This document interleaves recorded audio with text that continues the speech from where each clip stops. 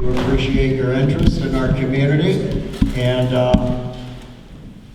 let's get started with the Pledge of Allegiance to the flag. If you wouldn't mind, please join me. I pledge allegiance to the flag of the United States of America and to the republic for which it stands, one nation under God, indivisible, with liberty and justice for all. Thank you. You may be seated.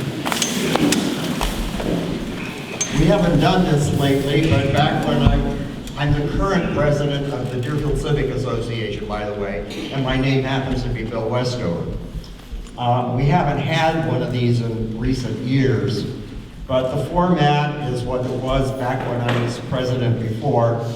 Each candidate will have an allotted amount of time to speak. They will come up, make a presentation, they'll be seated, the next person will come up. Any Q&A will take place in a social fellowship after everyone has spoken. We'll bring out the cookies, we'll bring out the punch, the cider, and the coffee, and all that kind of stuff. So that is pretty much how it is. So far we have 6 people speaking, and I think that we can afford to give you 5 minutes. Don't feel that you have to speak for 5 minutes, but I'll set a timer for 5 minutes, and you are free to discuss your plans and qualifications, etc., so on and so forth. We had a special request that we allow our fire chief, Brian Allison, speak first, as he evidently is on duty and has to get back to the station in case there is a call. Also, when you come up here, as long as we don't fuss with the buttons, hold the mic about where it's at. I think you can hear me all right? Okay, so all of you who are speaking, if you hold the mic, like I'm holding the mic right now, it should be fine. So without further ado, Brian, our fire chief, would be speaking on evidently a renewal levy of some sort. Yes, sir. All right, take it away, Brian. Good evening, everyone. I'm Brian Allison. I am the fire chief here. I'd like to welcome all of you to the Deerfield Town Hall. Tonight I want to talk about our renewal levy, which is issue 16. It is a renewal. It's a 1.75 mil levy. This levy will allow us to continue the maintenance, the activities we have for the station with staffing, upkeep on our ambulance, any building maintenance, and the general operations of our fire department and the ambulance. I really don't have much more to say, but we'd appreciate your support and the continued support of the residents of Deerfield for our fire department, and we thank you. Because all the rest of the guys are beating me up and they have more interesting stuff to say than I do. So thank you all.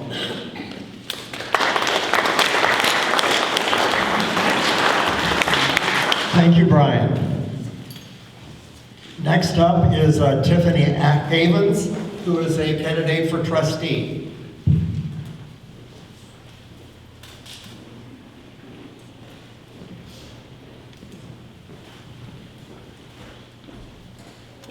Thank you. There you go, Tiffany. All right. Hi, everybody. Thanks for coming out. It's really exciting to see everyone here. A lot of familiar faces and some new faces. So I will introduce myself. My name is Tiffany Havens, and I've lived here in Deerfield for about 10 years. I live in one of our historical homes, which I very lovingly and painstakingly remodeled when I moved here about 10 years ago. I received my bachelor's degree. I have a BSN in nursing from Kent State University, and I also have a master's degree that I received from Malone and Chamberlain University. For a living, I practice medicine. I am a nurse practitioner by trade.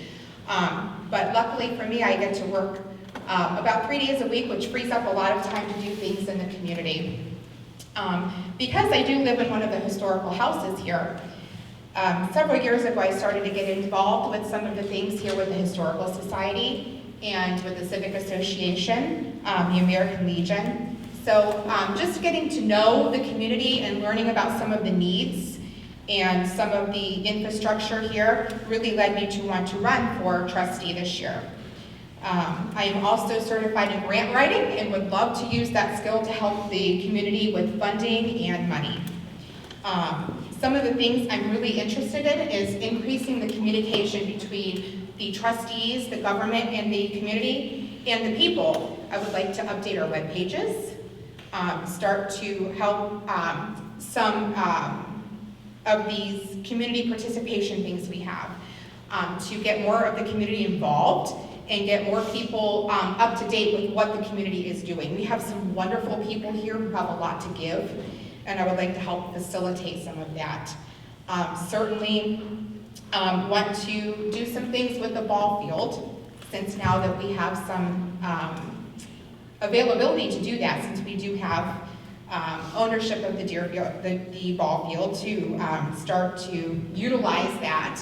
And also, I'm very interested in helping with some of the buildings, the Historical Society building, to get those fixed up, and also to hopefully bring more library services to the community as well.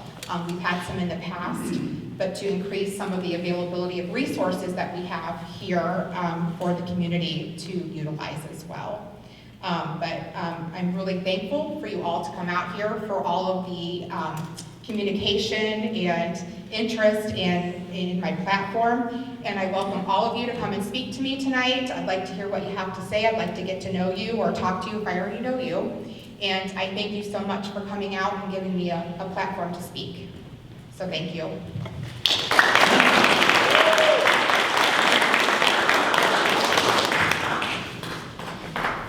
If anybody comes in and you are speaking on behalf of a candidate for anything, please sign the sheet there on that table, those of you who are coming in after we've started. Our next speaker is Shannon Sampson, who is also running for Township Trustee. Shannon?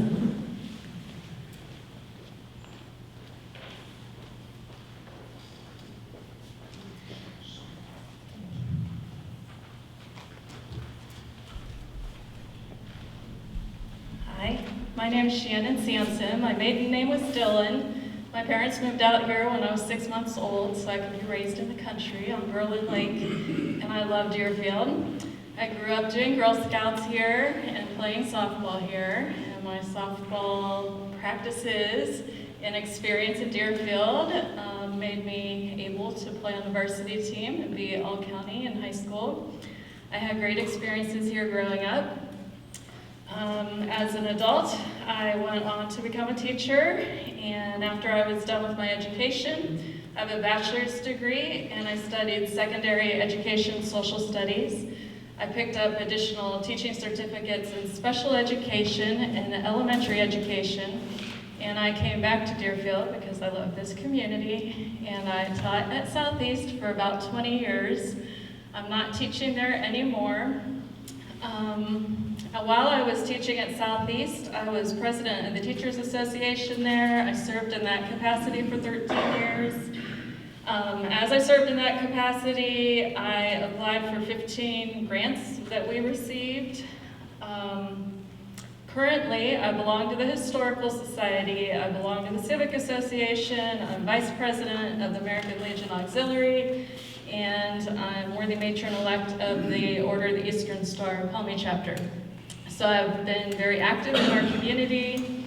I believe there should be a lot of transparency in government, and there needs to be a lot more communication between the constituents of the community and the trustees, the township government. When I first was considering running for this position, I researched a lot on what township government looks like and what the job of a trustee is. And I found out that the Pilgrims brought this form of government over in 1620, and there's still 20 states that still use this sort of government structure. It's frequently described as full contact governance, and I loved that description. I think it's the closest you get to the constituents you serve, and I would look forward to doing that. Past service I've done in the community on a volunteer basis included coaching baseball, coaching softball, coaching soccer. I helped with the Boy Scout Troop 70 and the Cub Scout Pack 70. I was a leader of Girl Scout Troop 90684 and 90709. I was the Bible school director for Deerfield's Bible School for several years. I organized the food basket distribution at holiday time for the Deerfield United Methodist Church for several years. I was lay leader at the Deerfield United Methodist Church. I taught Sunday school there. I spearheaded the Veterans Day Breakfast and Assembly that the high school has every year. And I have more ideas for veterans if I get this position. I just really have a heart for service. Now that I'm done teaching, I'm actually pursuing a position called deacon in the United Methodist Church that's based on serving other people. Some of the ideas I have for this position are to really promote transparency. I appreciate Daniel videotaping this meeting tonight, and I think the meeting should be recorded and accessible to the community when they can't come to the meetings, so they still know what's going on. I think the budget and how the money is spent should be projected on a screen or distributed to the people who attend the meetings so they understand how the township money is being spent. I believe the trustees should follow a bidding process when they purchase things. I think it's important to know what the constituents want. So I would strive to find a way to survey the constituents to see what their thoughts are before making big decisions. I too believe the website definitely needs updated, and there are a lot of things we could do with that. We could put links to our local businesses in our community groups. I'd like to, if I get the position, highlight a local resident at each of the township meetings. I'd like to promote the township businesses and try to have sort of a business fair so we could become aware of maybe some of the smaller businesses some people aren't aware of. And if there's interest, I think it would be cool to have a Veterans Day parade and couple that with a craft fair. So thank you for your time and your attention. She had herself timed too. Smart move. All right.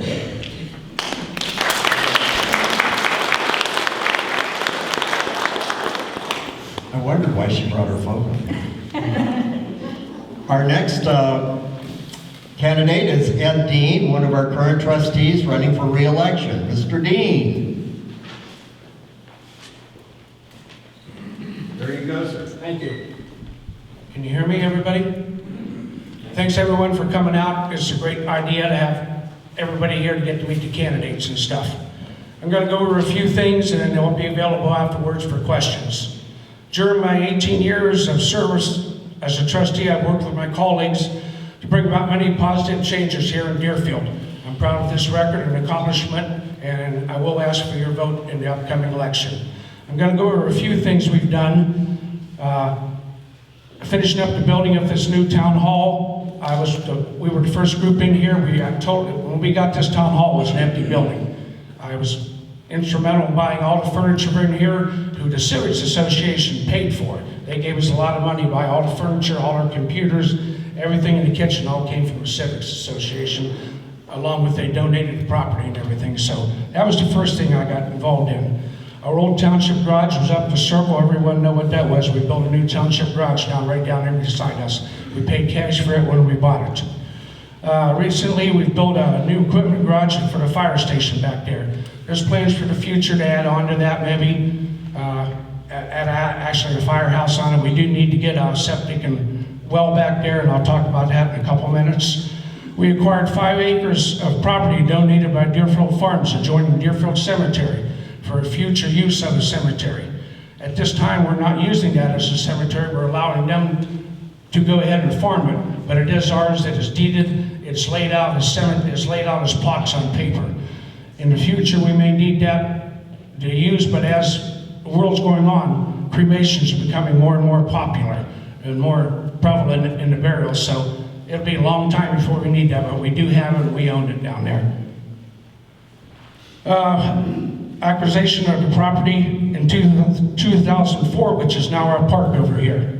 We made a lot of improvements over there. Recently, a few years ago, there was a lawsuit filed against us by people that said they owned the park and we didn't. The trustees worked together, we stuck to our guns, we said, no, that's absolutely ours. We accepted it legally, it's recorded legally. It took almost 4 years to get through the courts. We finally got our second appeal back from the 11th District Court of Appeals. Everything came back 100% for Deerfield. We own it now, we did own it, we have owned it. It never should have got to the 11th District Court of Appeals, is what they said. Immediately after that, the guys from Westover got the ball fields worked back up. So we are going to have ball over there next year. We're going to have soccer over there, we hope. I have plans of moving the Apple Butter Festival over to that park over there. The Legion just does not have the room anymore or the facilities to do. We've got much nicer facilities here. So that'll be one of the big things we'll do is get the Apple Butter Festival moved forward. We got about $100,000 in grant money, which used to upgrade our town hall, our fire department, our cemetery chapels, our township garage, and our old township garage up there. We had 18-inch insulation thrown in the ceiling. We had a 93% efficient furnace put in it when we did that right there. And that was possible because of our grant that we've got. Recently, we received $170,000, real close to $170,000 in COVID money. That money got used pretty much everywhere in the township. It had to be COVID related, so it had to be sanitary, so we could replace our bathroom countertops because they were porous and non-touchable urinals, that type of thing like that. We did all that we could do here, took the carpet off the walls out there that was harboring bacteria and everything. We used a good portion of that, and we gave about $68,000 of that back to the fire department then. Is that correct? About $68,000, somewhere in there. And they used it to pay back wages and stuff, to bring them back, to put money back in their account for future use that they had to do. Right now, we have $295,000 in federal grant money coming to us. We'll get half of it this year yet, and half of it next year. That money is set up, and that's pretty strict what we can use that for. That's coming from the federal government. We have to meet guidelines through the federal government. We can't use it for painting buildings, putting roofs on. But we can put septic systems in, we can put wells in, we can do road work, some road work it has to be. We can do broadband and infrastructure work like that. So once we get all the guidelines, we will be starting on that. We have until 2025 to spend that. So that isn't something that's going to happen overnight. Hopefully we're going to be able to put a septic system and a well up at the fire department up there. That's a big expenditure. The guy with the septic system told me to throw $50,000 on the table and leave your checkbook open, and I'll tell you when you're done, is what he said. So that's going to be a very expensive undertaking. Some of that money can be used for green space. So we're planning on using some of it for the park. And I am sorry, and that's all I had to say. I'm Ed Dean. Please vote for me November 2nd. Thank you.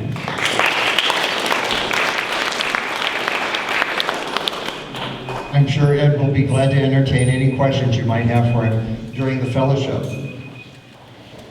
And next is Randy Wilburn, who is also running for re-election. Here you go, Mr. Wilburn. Thank you, Bill, and thanks to the Civic Association for having and hosting Candidates Night.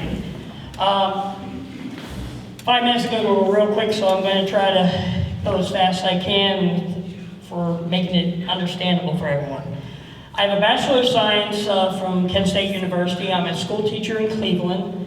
I'm starting my 30th year. I have been a successful and proven grant writer, which includes getting a NatureWorks grant for the walking path.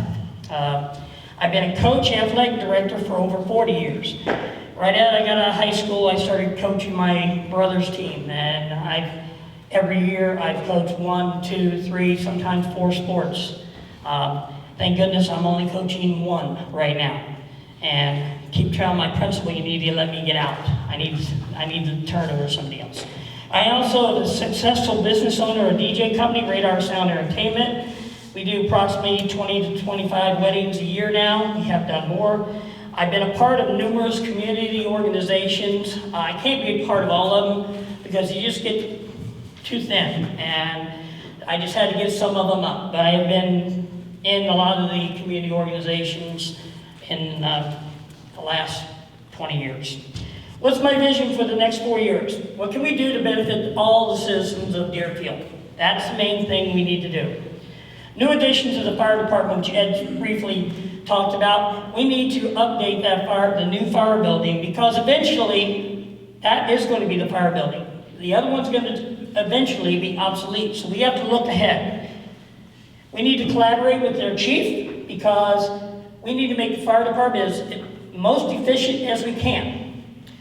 As Ed touched on, we did have a lawsuit over the township park. That's over with. That's water under the bridge. I've had discussion with the person that was on the other side. We have the same vision. We're looking toward what we want to do. And we're not going to fight each other. We're going to work together to get things done. One of the things I'm looking at is a new pavilion, a 30 by 60 pavilion over there, a well, inside bathrooms, additional parking, addition of a fourth baseball softball field that we can put on the back of field 4 facing the other direction. The fence is 320 feet. I don't think we've had a kid ever hit one to 320 feet at the age it plays down there. We need to do dugouts. We need to resurface the walking path to make it more accessible for those of you that have trouble walking. This is all contingent on securing funds with grants, which I have done. What have we done over the past 4 years? 2010, we need to understand the budget. We had a $1.375 million budget. 2012, it went down to 0.75. 2021, 9 years later, we're back up to 1.3. But 1.3 doesn't buy what 1.375 bought in 2010. So we had to be a little bit more frugal with our spending. We made new improvements to the gazebo, the circle, with new energy efficient LED lighting that's coming. After 21 years, you just came in that parking lot. That parking lot is brand new. It's something we desperately needed. It looks nice, and it's something we had to get done. We also made improvements, like Ed said, to the town hall. We've had energy efficient LED lighting and doors. This was done with the CARES Act money. It didn't cost us a dime, not a penny. We were also able to do something that everybody said that it would never happen again. We got a gas station that's coming into town. It's coming back. So instead of having to run to Edinburgh or Atwater or out North Benton way, you're going to be able to get gas in Deerfield. We have also, in my last 4 years, I helped secure a boat for the fire department. Brian had me come to the fire department to look at it. They took me over to the Berlin Center, and I brought it back. Or when we came back, I went to the other 2 trustees, and I said, and I had a little, they didn't agree with me completely, but I told them, I said, they're using it. This is something we can do. They're the one that have to use it. We have to go along with that. And I was able to convince them that, hey, and we got it. We've done a lot in the last 16 years I've been here. I want to continue to do that. That ballpark, Township Park is not finished. There's stuff we need to do to the fire department. We got to look ahead. And I'm hoping that you will give me that chance November 2nd. Thank you.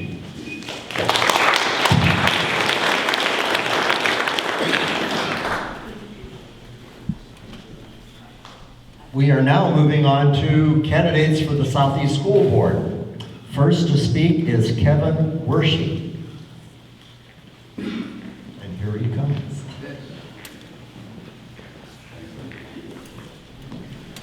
Hi everybody, my name is Kevin Werschey. I'm running for school board this year. Spent a lot of time, almost 30 years in the trades, and what I see in school is we've taken shop and stuff, those kind of things out of the school.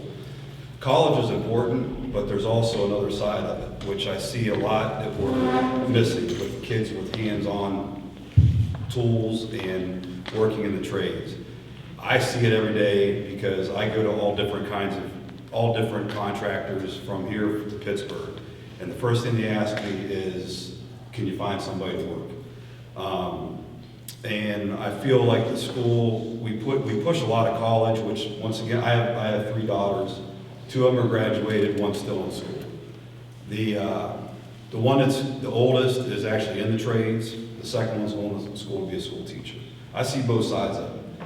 But the worst side of it is the trades are really starting to go away. We just don't have the people to do anything. So I see a lot of that. As far as what else I see is I start to see a lot of students leaving Southeast School. It seems like we need to focus on getting attractions back to the school to get the kids back to our school. I want to focus on that. That's where the funding comes from. Never been on a board before, so the biggest thing that I'm pushing, like I said, is the trades to get back into the school and work with these little kids. Even though the little guys and little gals are not going to be looking at the trades, but the parents would be. And I think the parents, and I know we have Maple, like, start your junior year, but I think that's a little bit too late. You got 2 years left of school, and that's just too late. We need to get them freshmen. When I went to Southeast, I graduated in '85. That's what got me involved in the trades. I went to the military, then I started working in the trades. So that's really what I'm focused on is the trades, and then trying to make some improvements around the school to attract students. Maybe we can work on a track. I know everybody's always talking about track. There's all kinds of things we can do, I think, at the school to bring attraction to the schools. But when you go to Rootstown, Waterloo, some of the other schools, you start to see improvements there, and we're so close to the borders that those kids see that. And if they're right there on the border, I think what happens is they're like, well, open enrollment, I'll just jump over there. Especially when I'm driving, I can just get over there, I can get a ride from my grandma and grandpa, and they can go to school, and then they're leaving, and we're losing funding. And we're losing kids. And I have I'm usually the older one in the group. A lot of my friends are younger, they're in their 30s, so I'm around all these little guys and gals, and I just want to do the right thing for these kids. I mean, I just think we need to focus on these kids and improve the school, so that's what I'm here for. That's all I got.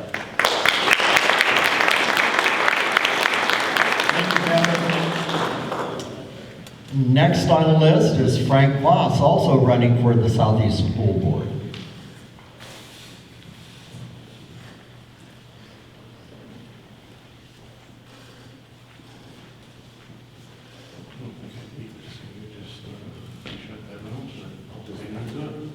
I think everybody can hear me, right? My name is Frank Voss. I've been a resident of North Benton for 34 years, I think. I think a lot of you know who I am. I've been active in the community for quite a while. My background is I graduated in '77 from Hiram with a BA in English and History with a special studies in American History. I've done a lot of coaching over the last 20 years, and because of that I actually went back to OU for a master's degree in sport and recreational science. My most recent position, I was the head softball coach at Hoban High School. I left that this spring. I've also been in the sunroom business for about 40 years. I retired from that business. And during some of the off times during those years, I did do a lot of substitute teaching. I've substituted in the Youngstown district, in the Canton City Schools, and the Alliance City Schools. As far as I know, I'm the only one running for school board that actually has some in-classroom experience. Basically, what I'm bringing to the board is, I believe, conservative values. Those are important to me, as well as fiscal responsibility. One of the main reasons I'm actually running for school board, I served on the school board at Nordonia Hills in the late 70s and early 80s. And one of the main problems then was the way we fund schools as far as levies, tax levies are concerned. It was a huge discussion. At that point, it was a huge issue. It was supposed to be resolved by the lotto coming in. Everybody knows that didn't work out. And I don't know how many of you actually realize that in the late 1990s, the way we fund schools was actually deemed unconstitutional by the Supreme Court in the state of Ohio. 20 years later, we're still funding schools the same way. Governor DeWine, a couple of months ago, signed what he's calling a fair school funding bill, I believe is the term. That is actually, you're actually going to, I believe, lose money as far as Southeast schools is concerned. I think they're actually going to lose money through that bill, and it does nothing as far as the levies and things like that are concerned, so you're still going to be dealing with those. I think we need to find alternative ways to fund schools other than through property taxes. Another issue that's been bothering me actually for the last few days is something called CRT. I think you guys probably have all heard of that. There's variations of that though. Everybody I think that has been paying any attention knows what the CRT is, critical race theory. But there's also another thing out there called SEL, which may be a little less familiar to you. It stands for social emotional learning. And I recognize some retired teachers and some current teachers out there, and as far as retired teachers are concerned, again, my experience in this district, I think we're getting into some bizarre things with some of the social experimentation that's going on now. The SEL supposedly is not part of the curriculum in Southeast right now, but it is recommended by the State Board of Education. And what both CRT and SEL are based on is equity as far as the educational background is concerned. And equity to me is if all of us here tonight have a certain amount of money in our pockets that we earned, however we earned it, we went out and we all had a fair chance to earn whatever money we have. Equity would be, we take all of that money that everybody has, put it in a pool and distribute it equally to everybody that's out there. I'm against equity, I'm for equality. And that's the big difference between that program. The SEL and the CRT is going to be based on equity. The other problem that we have is what they're doing with this CEL program. There's a lot of what's called data mining going on right now as far as your kids are concerned from different apps that they have. And the data mining, for example, there was just an article that came out today that was with from I believe it was the Portage or the Portland school system, and they were doing a survey, and part of the survey was how do you describe your sexual orientation? 9 students said heterosexual, straight, 0 students said lesbian, bisexual, pansexual, queer, or questioning, not sure. 1 student said gay, and she also learned student feelings about sense of belonging. Thank you. If you want, I can finish this up. I'll be in the back there if you want to catch up with me after the meeting here. Thank you. Very good.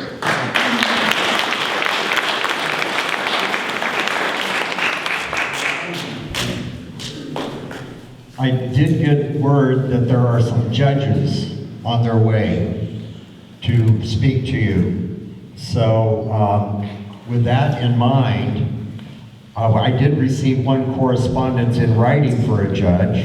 I don't know if he's going to be coming or not. I'll wait and find out. But in the meantime, if we could break out the refreshments and enjoy some one-on-one conversation with our candidates, and we'll check back here in maybe 15 minutes, 10 minutes. Frank? Bill, I'm sorry to interrupt you, but I just want to clarify something with the school board.